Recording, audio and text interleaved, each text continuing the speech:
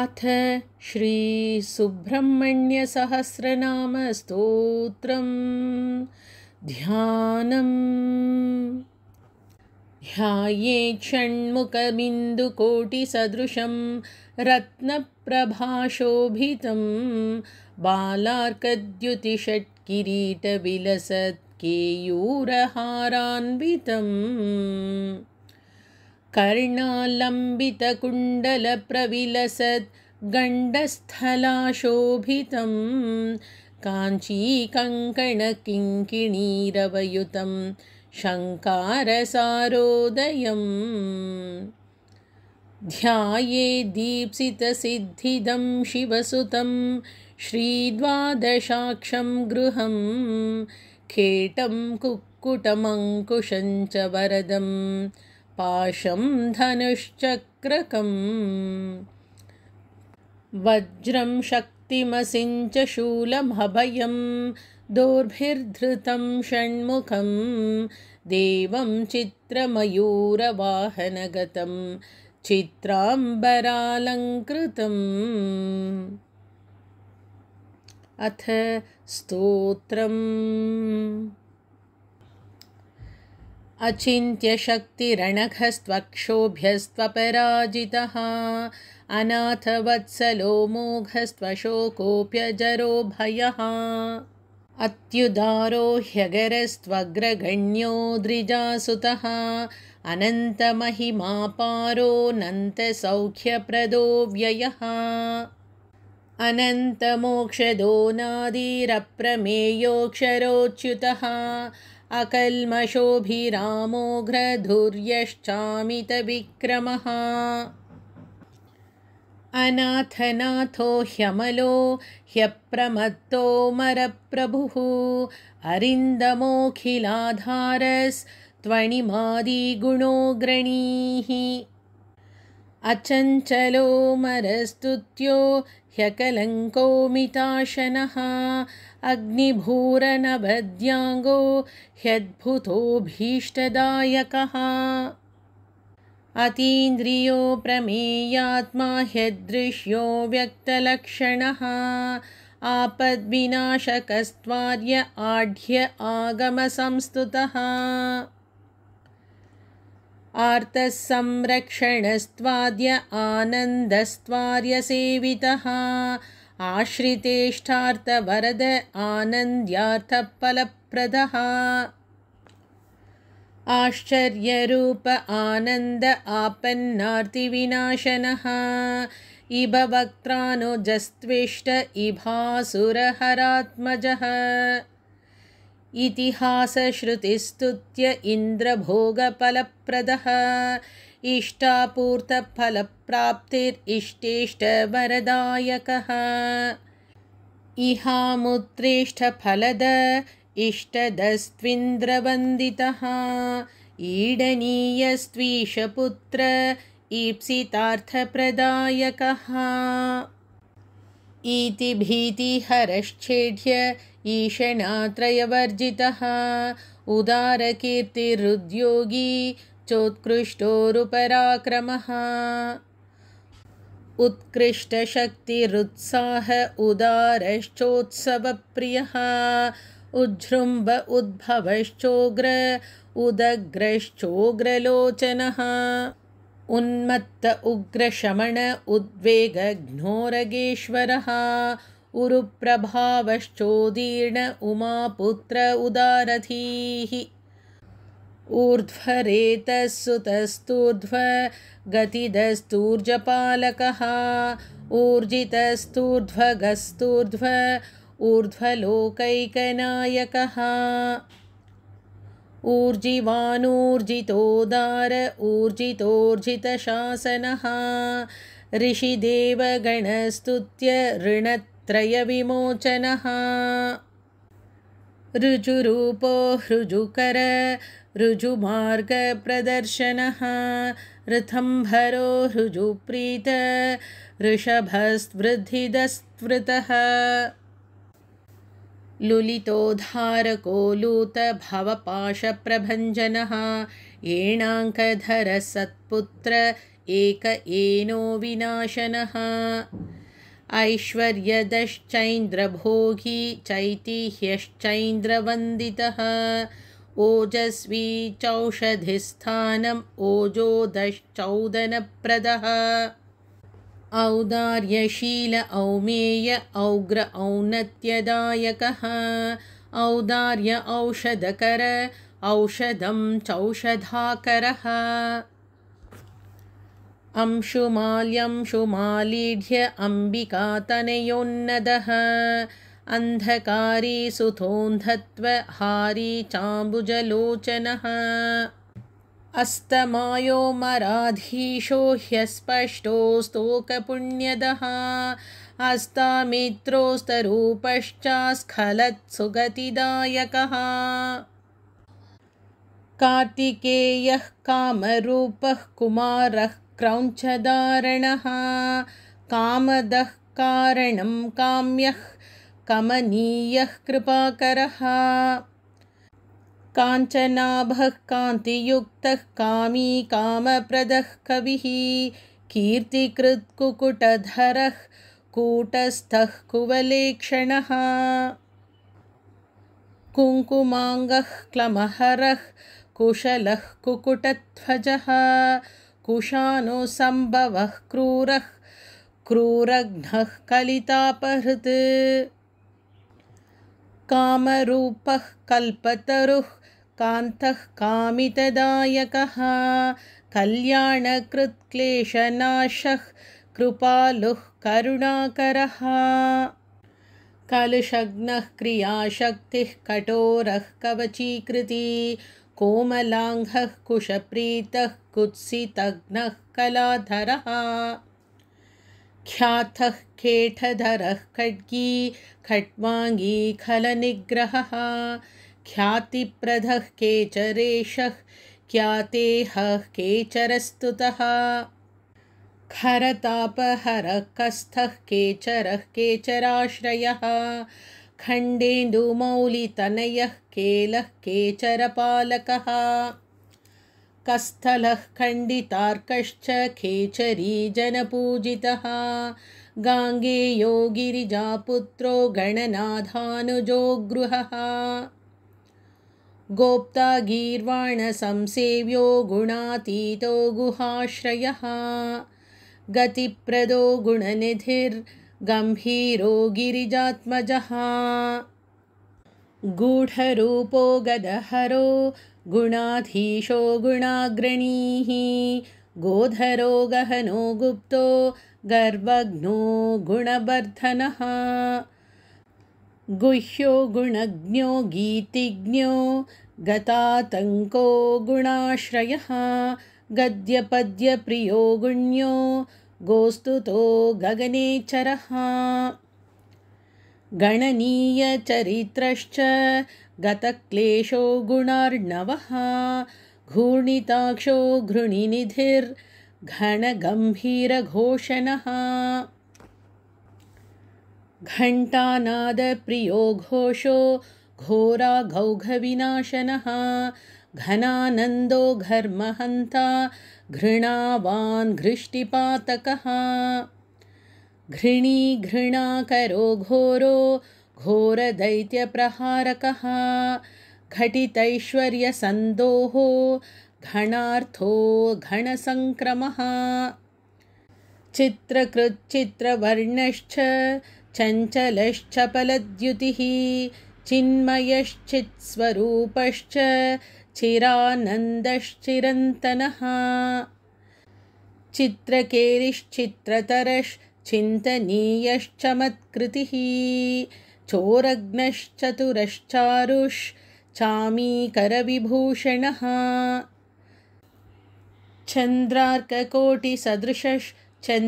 चन्द्रार्ककोटिसदृशश्चन्द्रमौलितनूभवः छादिताङ्गश्छद्महन्ता छेदिताखिलपातकः छेदीकृततमः क्लेशश्छत्रीकृतमहायशाः छादिताशेषसंस्थापश्चरितामृतसागरः छन्नत्रैगुण्यरूपश्च छाते हश्चिन्न संशयः छन्दोमयश्छन्दगामी छिन्नपाशश्छविश्चदः जगद्धितो जगत्पूज्यो जगज्येष्ठो जगन्मयः जनको जाह्नवीसूनुर्जितामित्रो जगद्गुरुः जयी जितेन्द्रियो जैत्रो जरामरणवर्जितः ज्योतिर्मयो जगन्नाथो जगज्जीवो जनाश्रयः जगत्सेव्यो जगत्कर्ता जगत्साक्षी जगत्प्रियः जम्भारी वन्द्यो जयदो जगञ्जनमनोहरः जगदानन्दजनको जनजाढ्यापहारकः जपाकुसुमसङ्काशो जनलोचनशोभनः जनेश्वरो जितक्रोधो जनजन्मनिबर्हणः जयदो जन्तुतापघ्नो जितदैत्यमहाव्रजः जितमायो जितक्रोधो जितसङ्गो जनप्रियः झञ्झानिलमहावेगो झरिताशेषपातकः जर्झरीकृतदैत्यौघो झल्लरीवाद्यसंप्रियः ज्ञानमूर्तिर्ज्ञानगम्यो ज्ञानी ज्ञानमहानिधिः टङ्कारनृतविभवः टङ्कवज्रध्वजाङ्कितः टङ्किताखिललोकश्च टङ्कितैनस्तमोरविः डम्बरप्रभवो डम्भो डम्बो डमरुकप्रियः डमरोत्कटसन्नादो डिम्बरूपस्वरूपकः ढक्कानादप्रीतिकरो ढालितासुरसङ्कुलः ढौकीतामरसन्दोहो ढुण्ढिविघ्नेश्वरानुजः तत्त्वज्ञस्तत्त्वगस्तीव्रस्तपोरूपस्तपोमयः त्रयीमयस्त्रिकालज्ञस्त्रिमूर्तिस्त्रिगुणात्मकः त्रिदशेषस्तारकारिस्तापघ्नस्तापसप्रियः तुष्टिदस्तुष्टिकृत्तीक्ष्णस्तपोरूपस्त्रिकालवित् स्तोतास्तव्यस्तवप्रीतस्तुतिस्तोत्रं स्तुतिप्रियः स्थितस्थायी स्थापकश्च स्थूलसूक्ष्मप्रदर्शकः स्थविष्ठस्थविरस्थूलस्थानधस्थैर्यधस्थिरः दान्तोदयापरो दाता दुरितघ्नो दुरासदः दर्शनीयो दयासारो देवदेवो दयानिधिः दुराधर्षो दुर्विगाह्यो दक्षो दर्पणशोभितः दुर्धरो दानशीलश्च द्वादशाक्षो द्विषट्भुजः द्विषट्कर्णो द्विषट्बाहुर्दीनसन्तापनाशनः दन्दशूकेश्वरो देवो दिव्यो दिव्याकृतिर्दमः दीर्घवृतो दीर्घबाहुर्दीर्घदृष्टिर्दिवस्पतिः दण्डो दमयिता दर्पो देवसिंहो दृढव्रतः दुर्लभो दुर्गमो दीप्तो दुष्प्रेक्ष्यो दिव्यमण्डनः दुरोदरघ्नो दुःखघ्नो दुरारिघ्नो दिशाम्पतिः दुर्जयो देवसेनेशो दुर्ज्ञेयो दुरतिक्रमः दम्भो दृप्तश्च देवर्षि दैवज्ञो दैवचिन्तकः धुरन्धरो धर्मपरो धनदो धृतिवर्धनः धर्मेशो धर्मशास्त्रज्ञो धन्वी धर्मपरायणः धनाध्यक्षो धनपतिर्धृतिमान् धूतकिल्बिषः धर्महेतुर्धर्मशूरो धर्मकृद्धर्मविद्ध्रुवः धाता धीमान् धर्मचारी धन्यो धुर्यो धृतव्रतः नित्योत्सवो नित्यतृप्तो निर्लेपो निश्चलात्मकः निरवध्यो निराधारो निष्कलङ्को निरञ्जनः निर्ममो निरहङ्कारो निर्मोहो निरुपद्रवः नित्यानन्दो निरातङ्को निष्प्रपञ्चो निरामयः निरवध्यो निरीहश्च निर्दर्शो निर्मलात्मकः नित्यानन्दो निर्जरेषो निस्सङ्गो निगमस्तुतः निष्कण्टको निरालम्बो निष्प्रत्यूहो निरुद्भवः नित्यो नियतकल्याणो निर्विकल्पो निराश्रयः नेता निधिर्नैकरूपो निराकारो नदीसुतः पुलिन्दकन्यारमणः पुरुजित्परमप्रियः प्रत्यक्षमूर्तिः प्रत्यक्षः परेशः पूर्णपुण्यदः पुण्याकरः पुण्यरूपः पुण्यः पुण्यपरायणः पुण्योदयः परं ज्योतिः पुण्यकृत् पुण्यवर्धनः परानन्दः परतरः पुण्यकीर्तिः पुरातनः प्रसन्नरूपः प्राणेशः पन्नगः पापनाशनः प्रणतार्तिहरः पूर्णः पार्वतीनन्दनः प्रभुः पूतात्मा पुरुषः प्राणः प्रभवः पुरुषोत्तमः प्रसन्नः परमस्पष्टः परः परिवृढः परः परमात्मा परब्रह्म परार्थः प्रियदर्शनः पवित्रः पुष्टिदः पूर्तिः पिङ्गलः पुष्टिवर्धनः पापहारी पाशधरः प्रमथासुरशिक्षकः पावनः पावकः पूज्यः पूर्णानन्दः परात्परः पुष्कलः प्रवरः पूर्वः पितृभक्तः पुरोगमः प्राणदः प्राणिजनकः प्रदिष्टः पावकोद्भवः परब्रह्मस्वरूपश्च परमैश्वर्यकारणं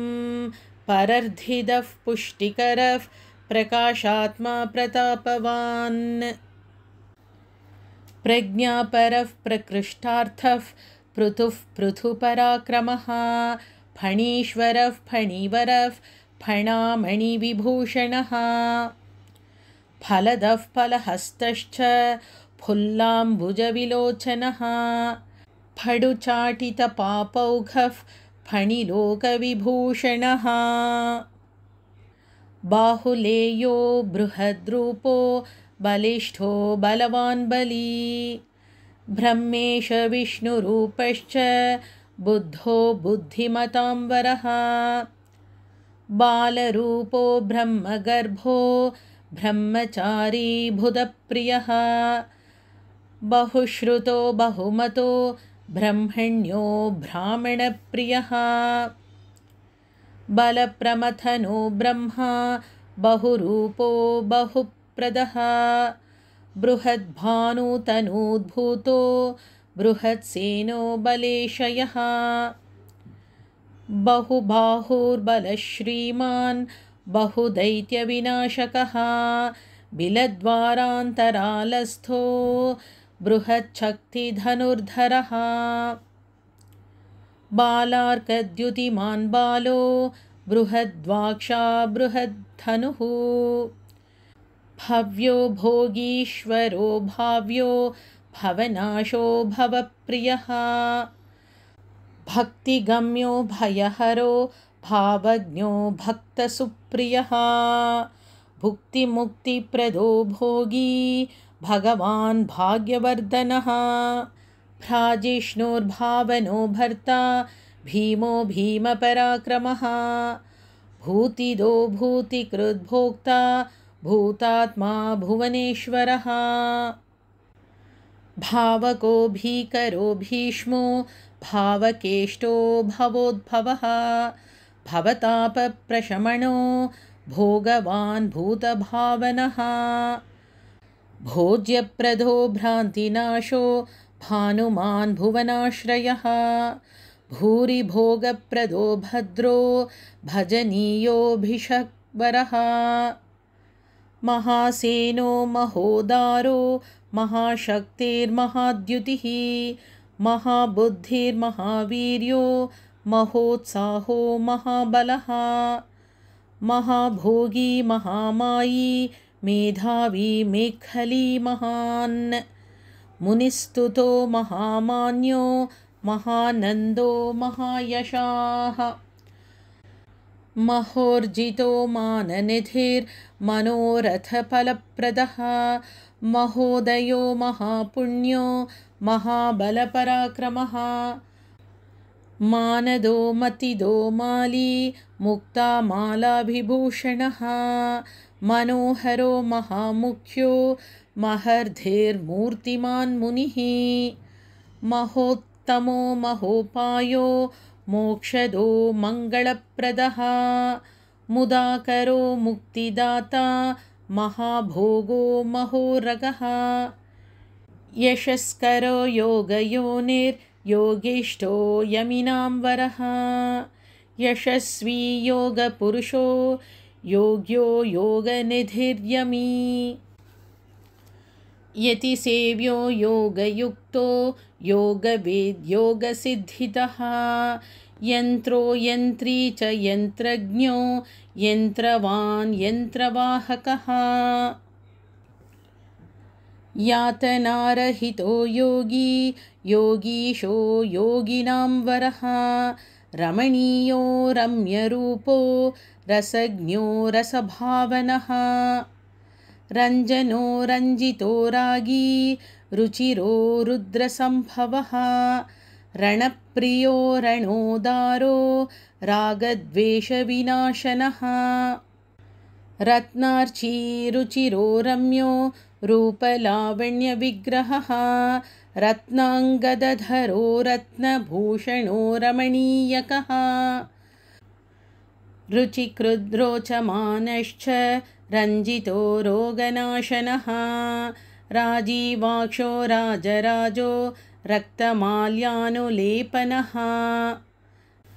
राजद्वेदागमस्तुत्यो रजःसत्त्वगुणान्वितः रजनीशकलारम्यो रत्नकुण्डलमण्डितः रत्नसन्मौलिशोभाढ्यो रणन्मञ्जीरभूषणः लोकैकनाथो लोकेशो ललितो लोकनायकः लोकरक्षो लोकशिक्षो लोकलोचनरञ्जितः लोकबन्धुर्लोकधाता लोकत्रयमहाहितः लोकचूडामणिर्लोकवन्द्यो लावण्यविग्रहः लोकाध्यक्षस्तु लीलावान् लोकोत्तरगुणान्वितः वरिष्ठो वरदो वैद्यो विशिष्टो विक्रमो विभुः विबुधाग्रचरो वश्यो विकल्पपरिवर्जितः